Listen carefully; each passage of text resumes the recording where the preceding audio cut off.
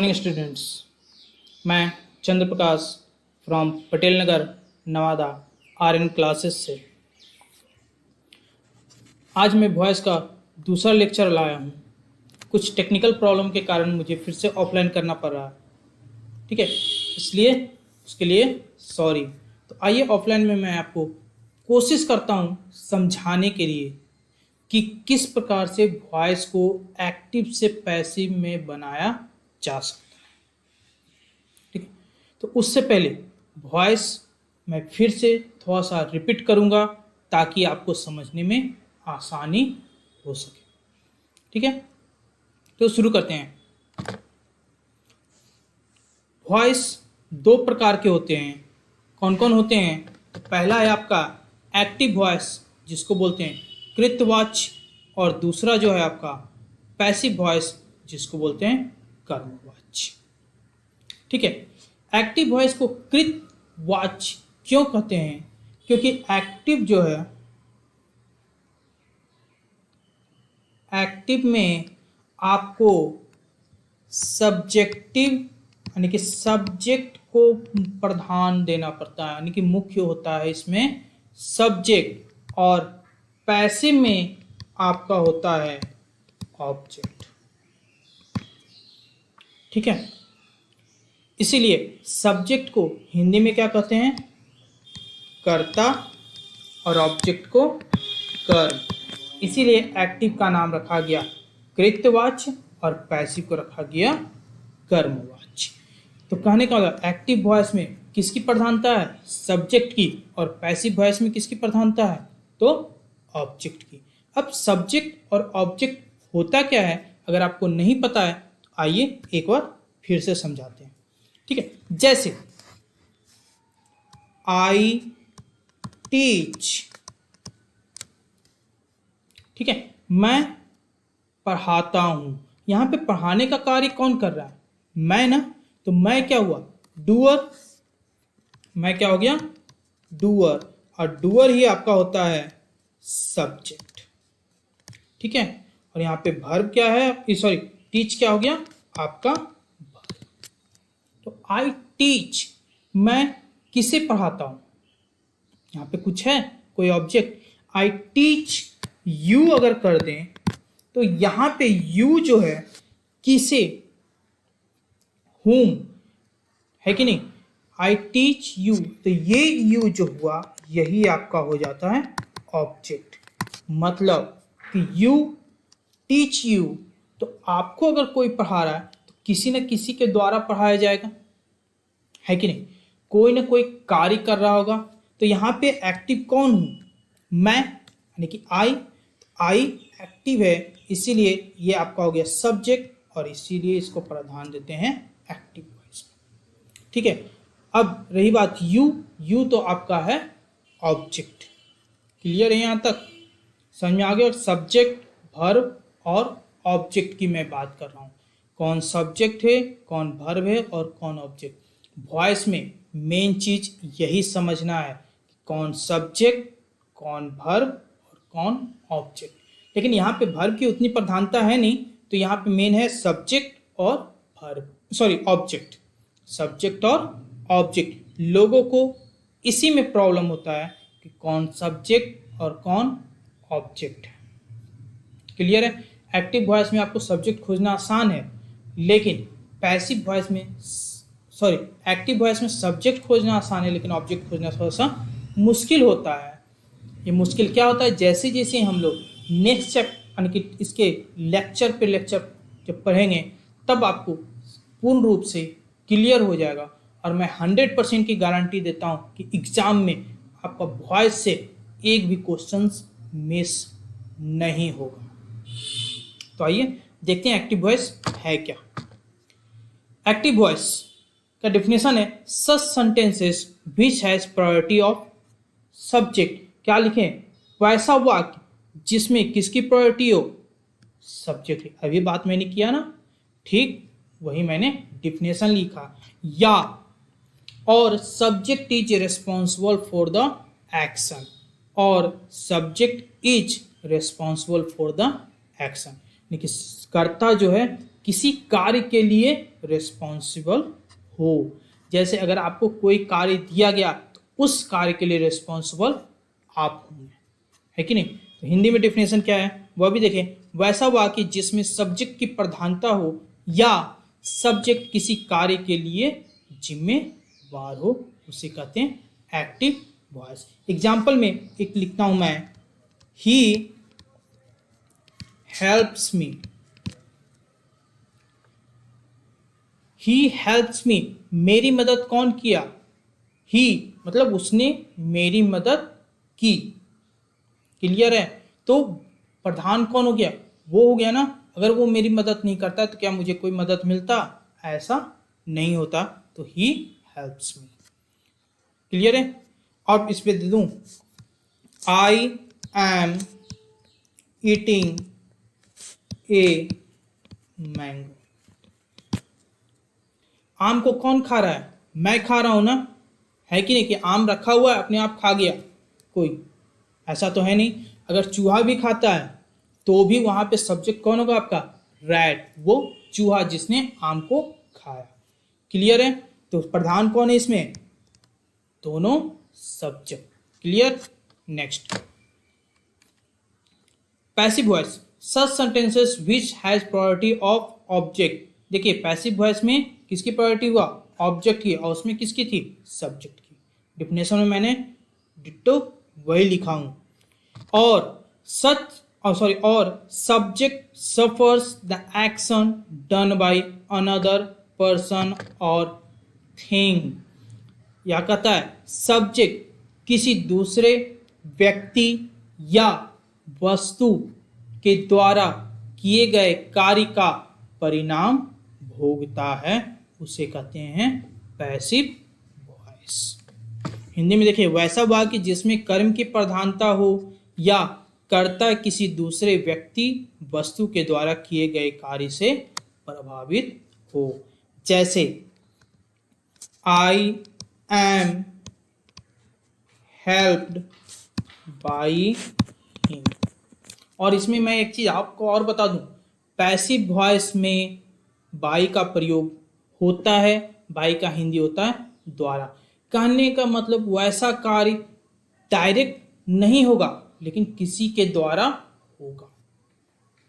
जैसे अगर आपको कोई पत्र भेजा गया तो किसी न किसी के द्वारा भेजा गया होगा, या अपने लिखाया, फोल्ड हुआ, लेटर बॉक्स में डलाया और आप तक पहुंच गया। ऐसा तो है नहीं।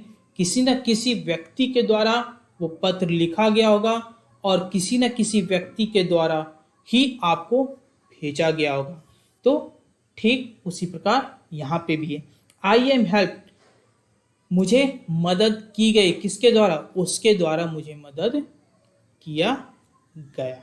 या सिंपल एक दूसरा एग्जांपल बताता हूं, thief is caught by, thief is caught, चोर पकड़ा गया। कौन पकड़ता है? आप नहीं। रेयर केस में ही नॉर्मली पर्सन लोग पकड़ते हैं। ऐसे उसे कौन पकड़ता है? पुलिस पकड़ती है कि नहीं। तो यानी कि चोर को किसी न किसी के द्वारा पकड़ा जाता है। वो किसके द्वारा? तो पुलिस के द्वारा, है कि नहीं। पेशेंट को कौन देखता है? आप देखते हैं? नहीं। तो डॉक्टर के द्वारा देखा जाता है कि नहीं। तो ठीक उसी प्रकार ये है आपका पैसिव वॉइस। मेरे ख्याल से पैसिव वॉइस का थोड़ा बहुत समझ में आ गया होगा कि पैसिव वॉइस क्या है। अब यहाँ पे आपको समझ में आ गया सर एम के साथ तो हम ING का प्रयोग करते हैं। यहाँ पे क्या लग गया? हेल्प्ड। तो यही रूल्स मैं आपको बताने जा रहा हूँ। मैं अभी आपको ये नहीं बताऊंगा कि टेंस में कन्वर्ट कैसे करते हैं। उसके लिए आप मेरे नेक्स्ट वीडियो का इंतजार कीजिएगा।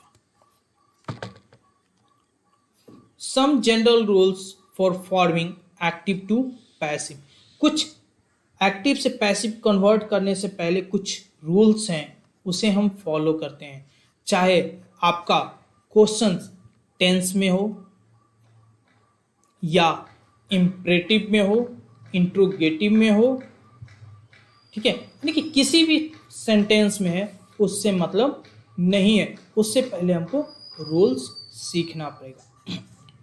कहने का मतलब जिस प्रकार आप सब्जी बनाते हैं तो सब्जी बनाने के भी कुछ नियम है, पहले आपको वो सीखना होता है, उसके बाद ही आप सब्जी को आग पे चढ़ा सकते हैं। जैसे अगर मार्केट से कोई सब्जी लाते हैं तो बिना धोए आप उसे नहीं, तो ये सारी चीज ठीक उसी प्रकार यहाँ पे भी है, एक्टिव टू पैसिव। ठीक है, तो रूल्स, आइए पहला रूल क्या है मेरा। पहला रूल, एक्टिव वॉइस के सेंटेंस का ऑब्जेक्ट या एक्टिव ऑब्जेक्ट को पैसिव वॉइस में सब्जेक्ट की जगह लिखते हैं। तो सिंपल, मैं अभी कोई भी एग्जाम्पल नहीं देने वाला, मैं जो कह रहा हूँ इसके अनुसार आप चलिए। ठीक है, उसके बाद हम आपको बताएंगे। जैसे यहाँ पे क्या है, सब्जेक्ट, वर्ब और ऑब्जेक्ट, यही होता है ना किसी वाक्य में। क्योंकि एक्टिव वॉइस के वाक्य छोड़िए, एक्टिव वॉइस आप भूल जाइए, कुछ है लिखा हुआ, क्या लिखा हुआ ये भी, सेंटेंस का ऑब्जेक्ट। तो सेंटेंस का ऑब्जेक्ट कौन है, ये है, क्लियर है, इसे भी भूल जाइए, काट दे रहे हैं आपको समझने के लिए। ठीक है, सेंटेंस का ऑब्जेक्ट पैसिव वॉइस में सब्जेक्ट की जगह लिखें।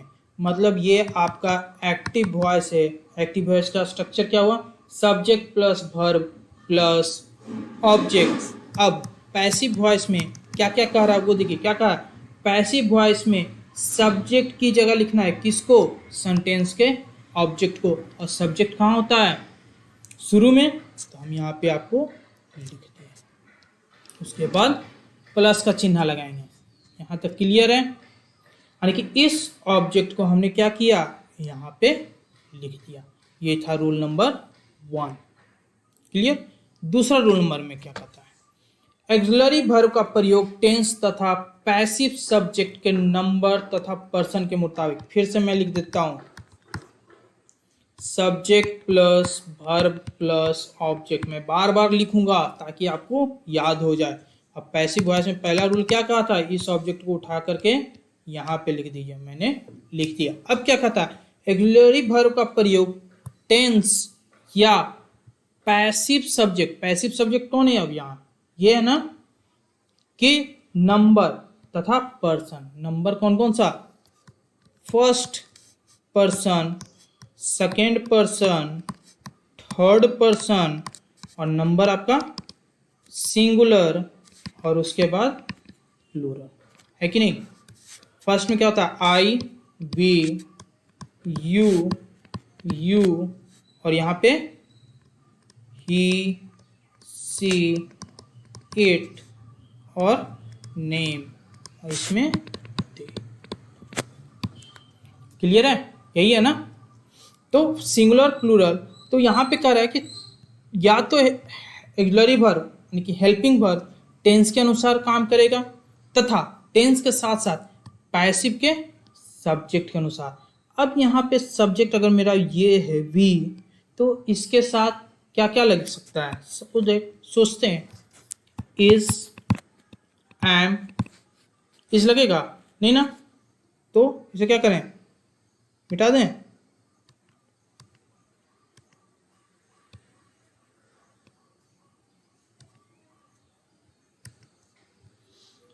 क्या होगा, एम भी लगेगा वी के साथ, नहीं ना। चलिए, ये मैंने गलती से लिख दिया ताकि आपको समझ में आए। बहुत सारे लोग मेरे से ऐसे पूछते हैं कि सर वी के साथ एम, आर, ये सब, तो यहाँ पे वी के साथ हम क्या लगा सकते हैं, आर, उसके बाद वेयर, उसके बाद हैव, उसके बाद हैड, उसके बाद सैड, है कि नहीं। ये सारे लगा सकते हैं ना वी से, आई की बात नहीं कर रहा हूं, ओनली वी। तो हेल्पिंग वर्ब आपका यही है ना। अब तो यहाँ पे आपको हेल्पिंग वर्ब आ गया, क्या लगेगा वो तो पता नहीं है, क्योंकि ऑब्जेक्ट मुझे मालूम ही नहीं है कि ऑब्जेक्ट है क्या, सिंगुलर में है या प्लूरल में। तो मैंने ऑब्जेक्ट प्लस हेल्पिंग वर्ब मैंने लिख दिया। तो हेल्पिंग वर्ब का प्रयोग कैसे करना है, टेंस के अनुसार तथा पैसिव सब्जेक्ट के नंबर तथा पर्सन के अनुसार आपको यूज करना। लास्ट में मैं बताऊंगा, टेंशन मत लीजिए, सिर्फ आप रूल समझने की कोशिश कीजिए। यहाँ तक क्लियर, उसके बाद फिर प्लस, यानी कि आगे और है। तीसरा रूल देखते हैं क्या है, पैसिव वॉइस में हमेशा पास्ट पार्टिसिपल फॉर्म यानी कि वर्ब का तीसरा रूप का ही प्रयोग करते हैं।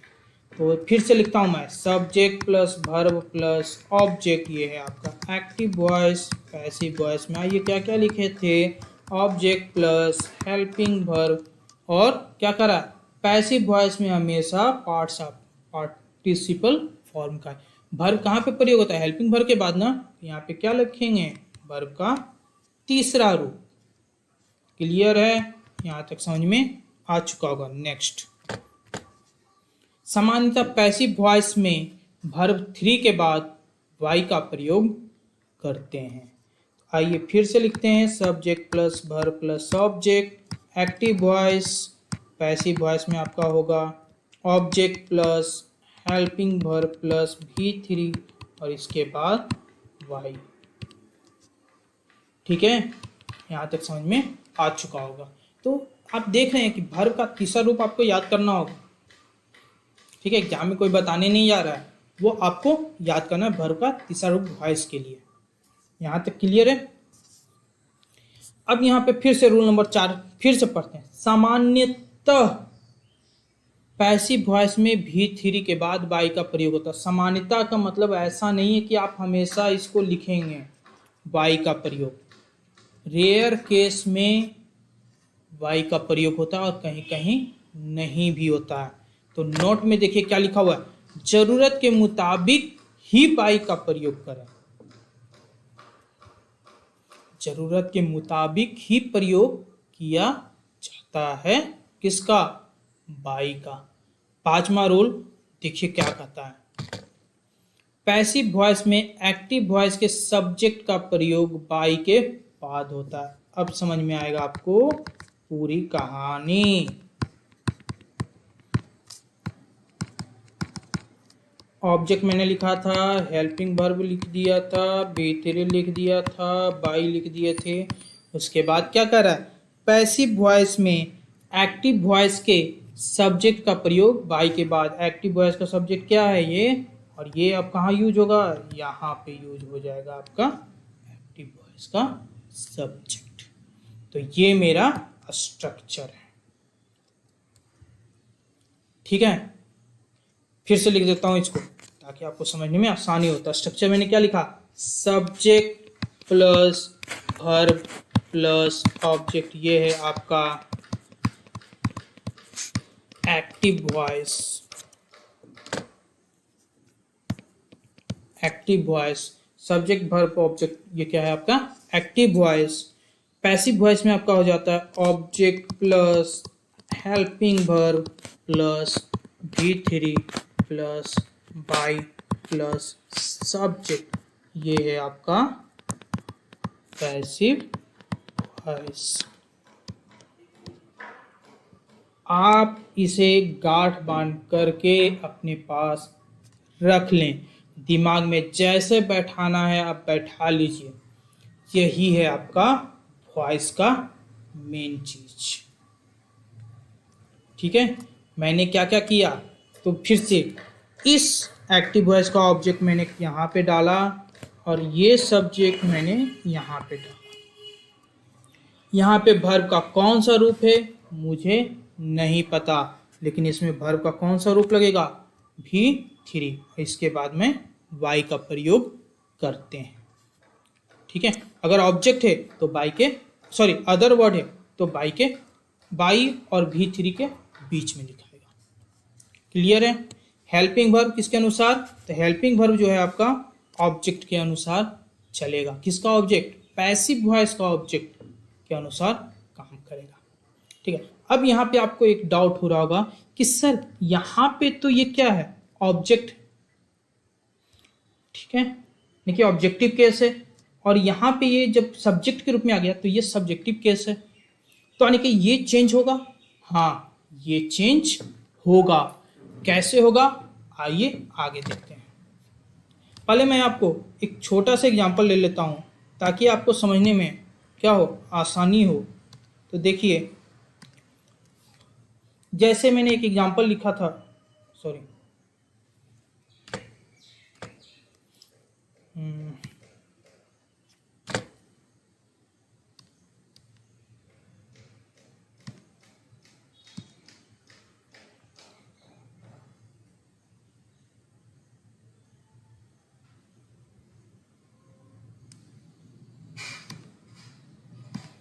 एक एग्जांपल मैंने लिखा था इससे पहले, ही हेल्प्स मी।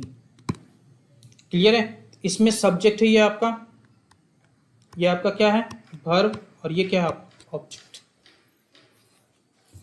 अब मुझे क्या करना, पैसिव। इस ऑब्जेक्ट को कन्वर्ट कहाँ करना है, यहाँ पे। तो ये क्या है, ऑब्जेक्टिव केस है ना, इसका सब्जेक्टिव हो जाता है आई। ठीक है, अब यहाँ पे हेल्पिंग वर्ब इसके अनुसार लगेगा, तो उतना तो आपको टेंस अभी नहीं पता है कि किस तरह से कन्वर्ट करते हैं। मैं अपने से लिख देता हूँ, आई एम। ठीक है, उसका वर्ब का कौन सा रूप, तीसरा रूप, मैंने हेल्प का तीसरा रूप लिख दिया। उसके बाद क्या लिखना है, वाई, मैंने वाई लिख दिया। उसके बाद सब्जेक्ट, ये सब्जेक्टिव केस है, यहाँ पे क्या हो जाएगा, ये ऑब्जेक्टिव केस, तो ही का ऑब्जेक्टिव केस होता है हिम। देखिए कन्वर्ट हुआ। क्लियर है? I am helped by him. Clear है? अब आगे देखिए क्या है, छठा रूल कहता है, यदि एक्टिव वॉइस के सब्जेक्ट या ऑब्जेक्ट में, फिर से, यदि एक्टिव वॉइस के सब्जेक्ट या ऑब्जेक्ट में निम्न प्रोनाउन रहे तो वह पैसिव वॉइस में बदल जाता है।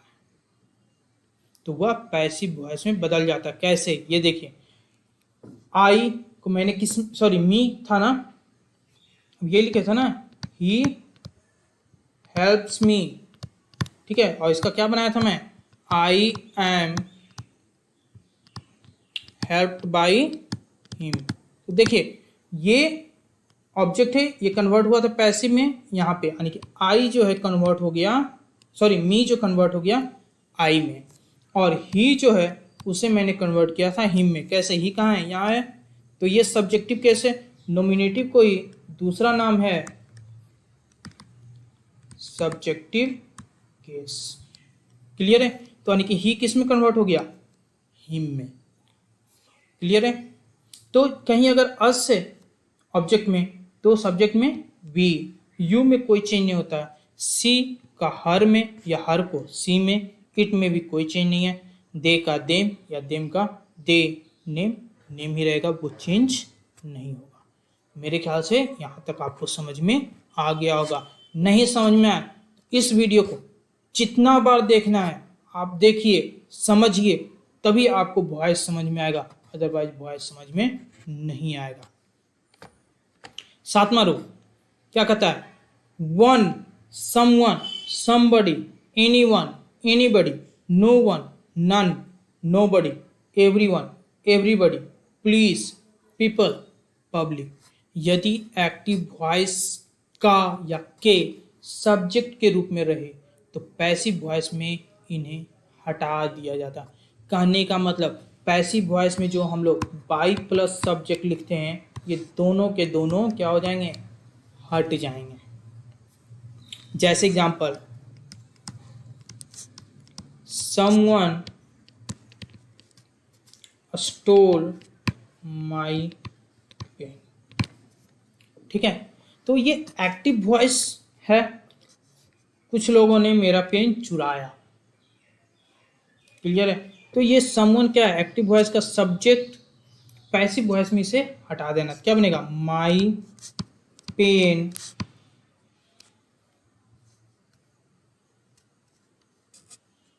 someone has stolen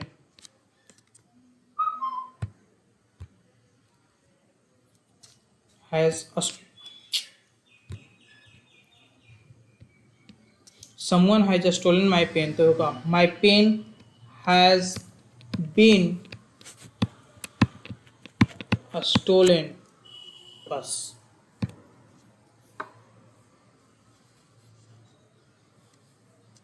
थोड़ा सा गलती हो गया था, someone has stolen my pen, तो उसका होगा my pen has been stolen।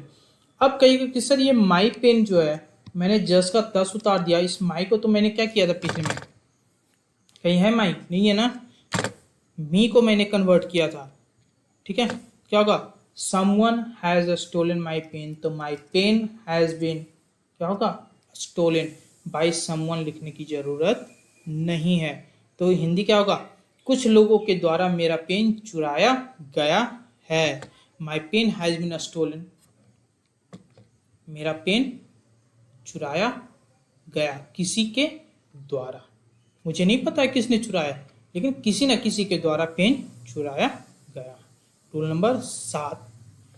ठीक है। नेक्स्ट नोट में यदि no one, none, somebody, sorry nobody active voice के सब्जेक्ट के रूप में रहे तो पैसिव वॉइस जो है निगेटिव में बनता है। ठीक है। जैसे सॉरी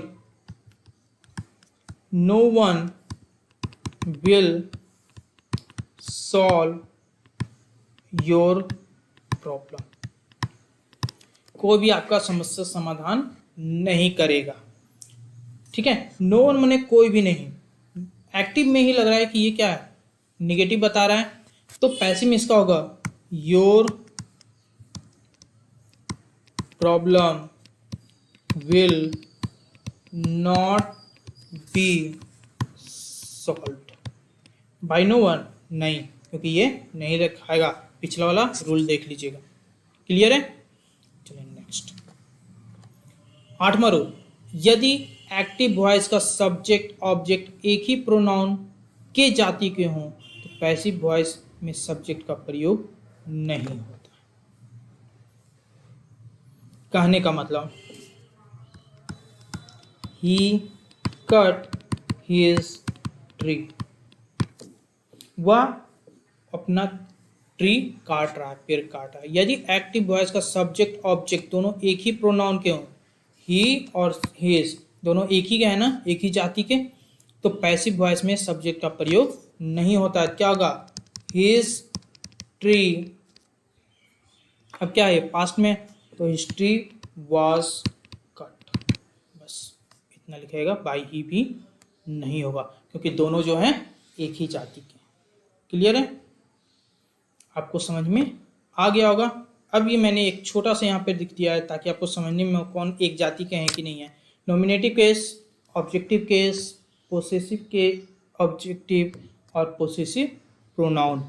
आई का me, my, mine, we, us, our, ours, you, you, your, yours, he, him, his. अभी मैंने ये लिखा था ना, ही कट हिज ट्री, तो ही कट हिज ट्री, ये हिज नहीं होगा क्योंकि पोसेसिव प्रोनाउन हमेशा अकेला चलता है, इसके साथ कोई भी नाउन नहीं होता। नाउन सिर्फ और सिर्फ इसके साथ हो, पोसेसिव एडजेक्टिव के साथ। क्लियर है। She, her, hers, they, them, their, theirs. ठीक है। यहां तक आपको समझ में आ चुका होगा, है कि नहीं।